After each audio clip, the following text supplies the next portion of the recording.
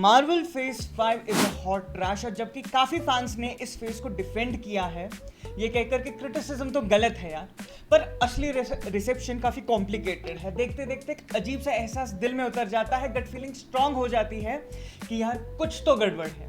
लेकिन इसे ऐसे सोचो, अगर हम इसे ऐसे देखें, क्या पता मार्वल अपना फेज 5 जानबूझ के मार रहा हो ताकि हमारे दिमाग में एक बड़ी शॉक वेव डाले और फिर अपने आप को एकदम बदल के रीब्रांड कर सके। डाउटफुल है। अब एमसीयू के फेज 5 में अब कुछ ऐसी फिल्में हैं जो पुराने एमसीयू के मैजिक को पकड़ने की कोशिश करती है, पर ज्यादातर जो अनफोल्ड होता है उसमें खाली खाली सी गूंज रहती है। कहानी का मतलब हाथ नहीं आता, पॉइंटलेस लगती है, जिसे व्यूअर्स कैप्टिवेट होने के बजाय बस कंफ्यूज हो जाते हैं। अब क्रिटिसिज्म को इग्नोर करने के बजाय टाइम ये आ गया है ये पूछने का कि क्या ये अनइवन रिसेप्शन बस एक फ्लूक है या फिर एक वार्निंग साइन है जो ऑडियंसेस ने अपनी इंस्टिंक्ट से पकड़ लिया है, या फिर ये क्रिएटिव मिसफायर हो रहा है। अब देखो, मेरे पास मेरे अपने थॉट्स हैं, इसीलिए मैं ये बना रहा हूँ, नॉट फॉर यू। तुम लोग तो बस यार अब क्या बताऊं, पर आज मैं ये टॉपिक बिल्कुल नंगा पर्वत की तरह नंगा कर दूंगा तुम्हारे परम सुख के लिए। सस्ते थैनोस से लेकर मैं तुम्हें उन गलियों तक ले जाऊंगा जहां क्रिएटिविटी के लिए लोग अपने सर तक फाड़ के आ गए, from multiverse to mayhem. Punk infection.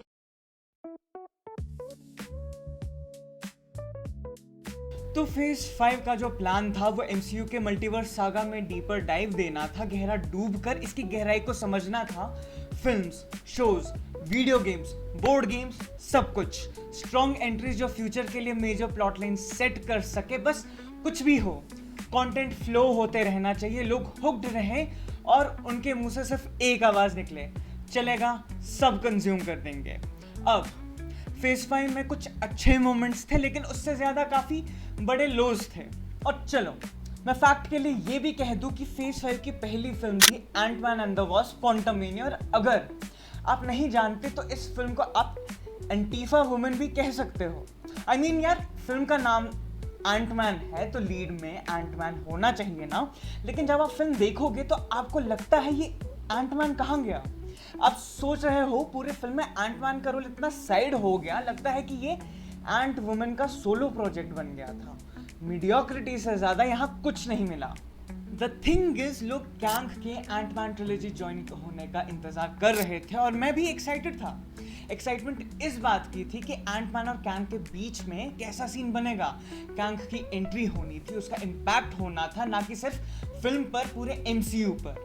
But जब फिल्म देखोगे, और मुझे पता है तुमने देखी होगी, तो ये देख के लगता है भाई ये क्या हो गया, जितना हाइप था उतनी डिलीवरी क्यों नहीं हुई। कैंग की एंट्री का मतलब होना चाहिए था बैडनेस, सिनिस्टर, ईगोटिस्टिकल, ना कि जो भी बनाया है उसे। और जो भी बनाया है, लेकिन फिल्म में उसका इम्पैक्ट कितना था? जीरो। और हाँ, एंटमैन 3 ने जो ग्रेट स्टार्ट किया था, लोगों ने सिर्फ यही बोला ये और भी बेकार होने वाला है, और वो बिल्कुल सही थे। उसके बाद द मार्वल्स आई जो इतनी जेनेरिक थी कि मुझे पूरा यकीन है कि तुम में से किसी को भी याद नहीं होगा कि ये फिल्म कभी एग्जिस्ट भी करती थी। मतलब फिल्म देखते वक्त बस कुछ नहीं था, बस कुछ नहीं। पहले थोड़ा सैड था, फिर फ्रस्ट्रेटेड हुआ, और जब फिल्म खत्म हुई तो बस एक फीलिंग थी, होपलेसनेस। ये फिल्म देख के मुझे कुछ महसूस नहीं हो रहा था। Then Captain America Brave New World आई, और यार इसे कहना डिसअपॉइंटमेंट, ये एक बड़ा इंसल्ट है डिसअपॉइंटमेंट के लिए। Falcon and winter soldier already एक बड़ी डिसअपॉइंटमेंट थी, ये उसके भी नीचे चला गया। और इतना सब होने के बाद ब्लेड को फेज 6 के लिए पुश कर दिया। मैं एक्साइटेड था, आप भी एक्साइटेड थे, सबको लग रहा था फाइनली कुछ एपिक होगा। और फिर क्या किया उन्होंने? एको, अगाथा और आयरन हार्ट जैसे शोज चुपके से डाल दिए। शोज जो किसी ने ना ही मांगे और जिनके होने ना होने से ना मुझे फर्क पड़ता है ना तुम्हें। और फिर एको में भाई साहब विल्सन फिस्क के साथ उन्होंने क्या किया। अब तक जो मैंने बताया है उससे तो क्लियर है, अगर ये पूरा फेज एक मीडियोकर जोक था तो अगली चीज जो मैं बताने वाला हूँ वो पूरी तरह से अलग है। क्योंकि एक साइड पर जब सब कुछ सेफ, बोरिंग और फॉरगेटेबल बन रहा था, दूसरी तरफ एक ऐसी वेव आ रही थी जो ग्रिटी थी, डार्क थी, और सबसे बड़ी बात क्रिएटिवली फ्री थी। फेज 5 एक जलता हुआ रैक था। एंटमैन 3 इतनी जोर से क्रैश हुआ कि फैंस हिलके रह गए। Desperate for a win Marvel को तब जाके आई सुध बुध छोड़ा PG-13 का बचपना और पहन ली लेदर की hood. Guardians of the Galaxy volume 3, Deadpool and Wolverine और शायद थंडरबोल्ट्स जैसे प्रोजेक्ट्स अब ज्यादा डार्क, ब्लडी और रॉ लग रहे हैं। बिल्कुल वही गट पंचिंग, सैवेज एक्साइटमेंट और ग्लोरियस मैडनेस वाइब्स जिसका फैंस को इंतजार था। Got the F word in there. And he goes, yeah. And I said, are we good? Guardians of the Galaxy volume 3 Marvel का अपॉलॉजी नोट था। Ant-Man 3 के disaster के बाद फैंस ने बस चेयर नहीं किया, उनकी आंखों से बरसा दर्द का दरिया। पर फिर भी इसे अपनी लिमिटेशंस के साथ एक्सेप्ट करते हुए फैंस ने इसे इनक्रेडिबल एक्सपीरियंस कहा। जेम्स गन की comic accurate vision, gritty direction, 7.9 IMDb rating के साथ इसे एक स्टैंड आउट फिल्म बना गई। क्यों? गन ने जो फिल्म बनाई वो ना कोई मल्टीवर्स का चेकलिस्ट फॉलो करती थी और ना ही कोई स्टूडियो प्रेशर। डिज्नी ने उसे पुराने ट्वीट्स की वजह से फायर किया था जो फैंस के लिए आउटरीच का रीजन बना। बस फिर मैसिव बैकलैश के बाद उसे दोबारा हायर कर लिया गया। उस ड्रामा ने गन को एक स्क्रू इट माइंडसेट दिया, ज्यादा क्रिएटिव फ्रीडम, कम सेफ प्ले, रिजल्ट एक ज्यादा डार्क और हेवी गार्डियंस जो फैंस को फील दे गया। गार्डियंस ऑफ द गैलेक्सी 3 अब वो फिल्म थी जिसकी फैंस को सिर्फ जरूरत नहीं थी बल्कि फैंस डिजर्व भी करते थे। और तब तक के लिए ये शायद मार्वल की आखिरी अच्छी फिल्म बन गई। Until I'm the Messiah. I am Marvel Jesus. फिर है डेडपूल एंड वुल्वरीन जो डिज्नी के फैमिली फ्रेंडली नॉनसेंस को बीच वाली उंगली दिखा रही थी। रायन रेनॉल्ड्स और ह्यूग जैकमैन R-rated chaos की लहरों में वुल्वरीन उस आइकॉनिक येलो सूट में देखकर मजा आ गया। फैंस के लिए और सिर्फ फैंस के लिए। डिज्नी शुरू में हेजिडेंट था, PG-13 फ्लिक की चाहत थी।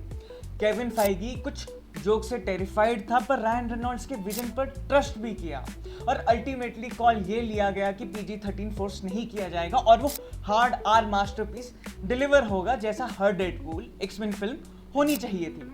और वो शी हल्क कैमियो, एक स्पॉट टाटियाना माजलानी को प्रॉमिस किया गया था फिल्म में। सीन्स भी शूट किए गए थे जिसमें वो वुल्वरीन को मार रही थी और टॉक्सिक मैस्कुलिनिटी पे प्रीच कर रही थी, लेकिन कोशिश थी डेडपूल और वुल्वरीन को साइड किक्स बना दो, शी हल्क को दुनिया की सुपर हीरो क्वीन दिखाया जाएगा, वो सब कर दिया गया। मगर रेनॉल्ड्स और शॉन लिवाई ने रीशूट में वो सीन्स कट कर दिए क्योंकि वाइब्स के हिसाब से फिट नहीं था बस। और अब मेसेलिनी रिपोर्टेडली केस कर रही है डिज्नी के उन ब्रोकन प्रोमिसेस पर। रिगार्डलेस ऑफ दैट, ये नई एज, गार्डियंस के इमोशंस, डेडपूल का गोर, थंडरबोल्ट्स की ग्रिट, मार्वल का डू और डाई हेल मेरी है। एंटमैन 3 के फ्लॉप के बाद जो फैंस परवाह नहीं कर रहे थे, ये fan first, no holds barred win ये दिखाता है कि डार्क और बोल्ड जाना शायद मार्वल की सॉरी सिचुएशन को बचा सकता है। फैंस इसे पूरा एंजॉय कर रहे हैं। मार्वल्स ने कैंग को नेक्स्ट थैनोस के जैसा हाइप किया था। हाइप बनाई गई थी कि अगला थैनोस आ गया भैया। मल्टीवर्स का बड़ा भाई लोकी में ही हु रिमेन्स के नाम से पहली बार जब दिखाया गया, एकदम मिस्टीरियस और क्रीपी फील आई। उसको टाइम ट्विस्टिंग बदमाश बनाकर बेचा गया जो इन्फिनिटी गॉन्नेट के स्नैप से भी ज्यादा खतरनाक लगेगा। फैंस थे एक्साइटेड, पॉपकॉर्न रेडी, दिल था हेवी। यही था पूरी मल्टीवर्स सागा का big bad villain. A ruler, a conqueror, he who remains. पर क्या मिला? पालिका बाजार का थैनोस जिसने डेब्यू में ही बकैती कर दी। कैंग का बिग रिवील एंटमैन 3 में होना था और भाई साहब पूरा गेम पलटने वाला था। एक multiversal conqueror with God level powers जो टाइमलाइंस को बॉस जैसे कोलैप्स करे। फैंस सोच रहे थे एंड गेम जैसे स्टेक्स, अब मचेगा chaos, लेकिन रियलिटी भाई चींटियों से हार गया। एंटमैन और उसकी आर्मी ऑफ एंट्स ने इसका गेम ओवर कर दिया। विलन बनना था, एवेंजर्स का नाइटवेयर बनना था और क्या बना दिया? मीम। थैनोस को याद करो, एक स्नैप में हमारे पसीने छुड़ा दिए थे, slow burn entry, clear goal, terrifying presence. और हमारा भाई कैंग, कभी टाइमलाइंस कॉन्कर करनी है, कभी टाइमलाइंस प्रोटेक्ट करनी है, कभी एग्जाइल से भागना है, कुछ समझ नहीं आता। मल्टीपल कैंग वेरिएंट सुनने में कूल लगता है, बट रियलिटी में पूरा फेयर फैक्टर डाइल्यूट हो गया।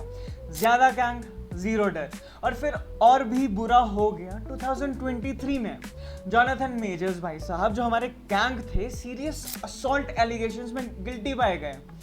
इस कंट्रोवर्सी से मार्वल ने खुद को किनारा कर लिया, जो जॉनथन मेजर्स को फायर कर दिया। अब क्या? रिकास्ट कैंग, डॉक्टर डूम को लेके आए। कैंग डायनेस्टी का फ्यूचर अभी ब्लीक है। कैंग को फेज 5 का बड़ा विलन बनाया गया था, लेकिन क्या हुआ? एक विलन जो सही वक्त पर भी कुछ नहीं कर पाया। मार्वल ने जो बेट लगाई थी इस डिस्काउंट थैनोस पर, वो बिल्कुल फेल हो गई। मल्टीवर्स सागा के स्टेक्स को टोटली क्रश कर गया, फैंस को कंफ्यूज कर दिया मेजर्स के जाने के बाद। और कैंग डायनेस्टी अभी तक लिम्बो में है, और मार्वल बस ऐसे फंस गया है जैसे डायरेक्टर अपनी फिल्म के विजन्स को समझ नहीं पाया। ये बेकार विलन ये साबित करता है कि उन्होंने असली बिग बैड बनाने का फॉर्मूला ही भूल गया। मार्वल ने मल्टीवर्स सागा को इन्फिनिटी सागा से भी बड़ा बेचने की कोशिश की थी। कॉस्मिक क्लैशेस, इंटरडायमेंशनल कॉन्स्पिरेसीज और हाई स्टेक कॉन्फ्लिक्ट्स, सब कुछ जो एंड में द कैंग डायनेस्टी और सीक्रेट वॉर्स में पे ऑफ होना था। लेकिन कैंग के साथ ही मार्वल ने एक और बड़ा घोटाला कर दिया, एक ऐसी गलती जो देखकर आप भी बस कहने वाले हो, अरे ये क्या कर दिया। और प्रॉब्लम है वेस्टेड हाइप, और इसे मैं सीक्रेट इन्वेजन के थ्रू तुम्हें एक्सप्लेन कर देता हूँ। स्क्रल्स अर्थ पे घुस रहे हैं, शेप शिफ्टिंग हो रही है, और निक फ्यूरी सीक्रेट वॉर का राज खोल रहा है। भाई फैंस तो रेडी थे, मजा आने वाला था, एक दिमाग हिला देने वाला एस्पियोनाज के लिए, छुपी हुई हीरोज के लिए, और गेम चेंजर जो शायद फेज 5 हिला देता। और हर बार की तरह क्या मिला? एक पूरी स्नूज फेस्ट, ना कोई स्टेक्स, ना पेसिंग, और वो स्क्रल इन्वेजन का कोई सेंस नहीं बना। और जैसे मैंने बताया और फैंस ने कहा, मार्वल ये क्या कर दिया। और असली सीक्रेट इन्वेजन तो डिज्नी ने किया है, मेरी सैनिटी का इन्वेजन। सोचो एक यूनिवर्स जहां सुपर हीरोज, एलियन टेक, सब कुछ, और निक फ्यूरी भाई साहब जो कूलनेस का बाप है, एक साधारण पिस्तौल लेके भटक रहा है पृथ्वी बचाने। कहाँ है एवेंजर्स, कहाँ है लॉजिक? और सीक्रेट इन्वेजन का फ्लॉप सिर्फ एक फंबल नहीं है, ये है मल्टीवर्स लेवल का कांड। फैंस एंड गेम के बाद एक ग्रैंड इंटरकनेक्टेड मल्टीवर्स एपिक की उम्मीद कर रहे थे, लेकिन मिला क्या? इनकंसिस्टेंट टोन्स, वेस्ट हो गया पोटेंशियल, और एक सीरीज ऑफ शोज जो अक्सर साइड स्टोरीज लगती थी, ना कि वो एपिक चैप्टर्स जो होने चाहिए थे। अल्टीमेटली मल्टीवर्स सागा अपने प्रॉमिस को पूरा करने में फेल होती है। एंड गेम के एपिक माइक ड्रॉप के बाद मार्वल ने सोचा अब सब कुछ एपिक होगा।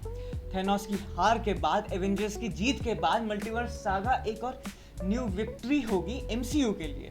फैंस रेडी थे पोस्ट थैनोस दुनिया के लिए, मैसिव स्टेक्स, फेमिलियर फेसेस, और एक नया बिग बैड जिसके अगेंस्ट सब लास्ट स्टैंड लेंगे।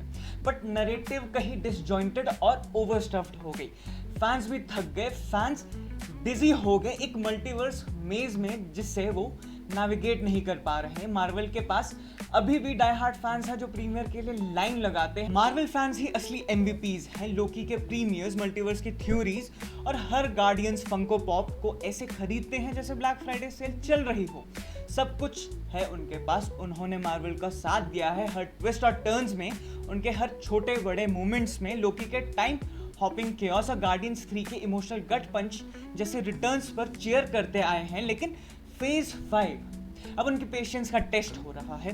इन्फिनिटी सागा एक लेजर फोकस थ्रिल राइड थी, अब हम मल्टीवर्स के मेरीगो राउंड में के फेज में हैं, जहां टाइम लाइन्स, डायमेंशंस और कुछ समझ नहीं आने वाले प्लॉट लाइन्स ने सबको कंफ्यूज कर दिया है। फैंस कह रहे हैं कि फेज 5 का सबसे अच्छी चीज उसका पोटेंशियल है, और सबसे बुरा उसका एग्जीक्यूशन। हमारे पास एक ग्रैंड नैरेटिव का प्रॉमिस है, लेकिन लगता है कि हम बस व्हील्स को स्पिन कर रहे हैं जब तक अगला बड़ा क्रॉस ओवर ना आए। वाइब्स बिल्कुल ऑफ है, ओवर आर्किंग प्लान क्लियर नहीं है और जितना मुझे कैरेक्टर से प्यार है उतना मुश्किल हो रहा है इन्वेस्ट करना। जब सब कुछ स्कैटर्ड लगता है, फैंस को थैनोस के स्नैप के बाद सीरियस स्टेक्स चाहिए थे, लेकिन फेज 5 तो बस ठंडे लेफ्ट ओवर सर्व कर रहा है। एवेंजर्स कहाँ है पता नहीं, कोई सेंट्रल स्क्वाड नहीं है जिसको हम सपोर्ट करें। और बिग बैड क्या ये कैंग है जो एंड से हार गया? Doctor Doom, we are hoping. एक डेकेड की नॉन स्टॉप कंटेंट के बाद फैंस अब थके हुए हैं। मार्वल फटीग काफी रियल है, मर्च अब भी बिक रहा है लेकिन हाइप धुंधला हो रहा है और फेज 5 की टूटी स्टोरीज ही अल्टीमेट बज़ किल बन गई हैं। जैसा कि मैंने कहा, Marvel phase 5 is a hot trash. Fans तैयार हैं अपने मार्वल मर्च को बाहर फेंकने के लिए। मल्टीवर्स सागा एक क्योटिक मेज बन गई है, लेकिन फैंस अब भी यहाँ है लॉयल। बस ये चाहते हैं कि मार्वल अपना एक्ट ठीक करे। सॉल्यूशन, मल्टीवर्स के ओवर स्टफ्ड नॉनसेंस को हटाओ और वापस जाओ उन टाइट कैरेक्टर ड्रिवन स्टोरीज जिसने इन्फिनिटी सागा को एपिक और लेजेंडरी बनाया था। मार्वल को बोल्ड स्विंग्स लेने की जरूरत है, पर उसे ग्राउंडेड रखना होगा। और अब थंडरबोल्ट्स आ रही है जो स्क्रिप्ट को फ्लिप कर सकती है। ये anti Avengers squad gritty, twisted और एक सैवेज एज के साथ मार्वल ने ये सही किया तो थंडरबोल्ट्स मल्टीवर्स सागा का बड़ा पिक्चर हिंट कर सकता है बिना हमको टाइमलाइन सूप में डुबाए। इसमें पोटेंशियल है कि फेज 5 को उभारने के लिए और फैंस को वो डेप्थ और स्टेक्स देने का जो उन्होंने मिस किया है। लेकिन अगर मार्वल ने इससे भी फंबल किया तो भैया, तो मार्वल सुनो, हमें स्टोरीज दो जो दिल से हो, विलन जो बाइट करते हो और एक एवेंजर्स रियूनियन जो सच में इम्पैक्ट करे। थंडरबोल्ट्स तुम्हारा हेल मैरी हो सकता है, इसे फेल मत करना। That's it. But do you think, मुझे कमेंट्स में बताओ। बाकी एफर्ट अच्छा लगा तो अप्रिशिएट करना, लाइक शेयर और सब्सक्राइब करना मत भूलना। तब तक के लिए ये था पंक एंड फिक्शन। मिलते हैं अगली बार। Signing out, peace. Punk Infection.